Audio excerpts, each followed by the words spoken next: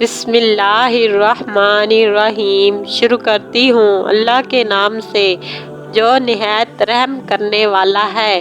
جنت میں داخل ہو جانے کے بعد کلمات اور شکر۔ حضرت عبداللہ بن عباس فرماتے ہیں کہ جنتی جب جنت میں داخل ہو کر اپنے اپنے مقامات پر پہنچ جائیں گے تو یہ کہیں گے الحمدللہ، سب تعریفیں اس اللہ تعالیٰ کے لیے ہیں جس نے ہم سے رنج اور غم کو دور کیا۔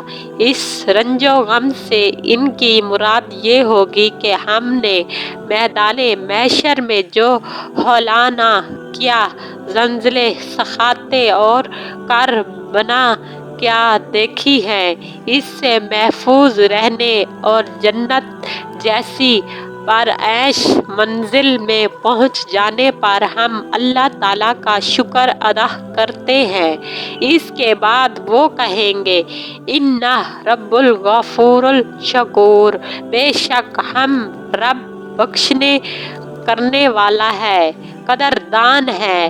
اس نے ہمارے بڑے بڑے گناہ معاف کر دیے اور ہمارے نیک اعمال کی قدردانی کرتے ہوئے ہمیں آرام اور راحت کی۔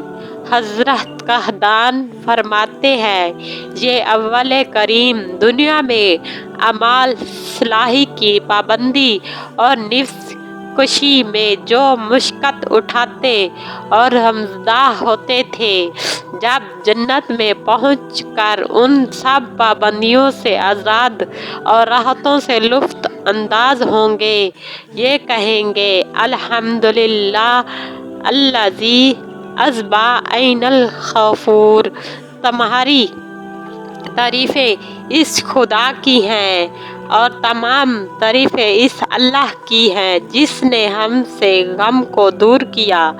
دوسری حدیث میں حضرت محمد صلی اللہ علیہ وآلہ وسلم نے ارشاد فرمایا، ہر دوزخی کو اس کا جنت کا ٹھکانہ دکھایا جائے گا اور کہے گا کاش کہ میں اللہ تعالیٰ مجھے ہدایت دیتا اور میں اس میں داخل ہوتا۔ اچانک اس جنت سے محرومی کی حسرت اس پر سوار رہے گی۔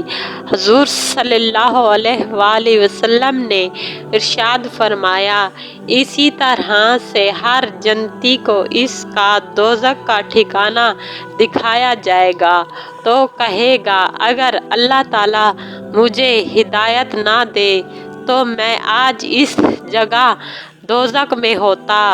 یہ اس کے لیے اللہ تعالیٰ کا شکر کا مقام ہوگا۔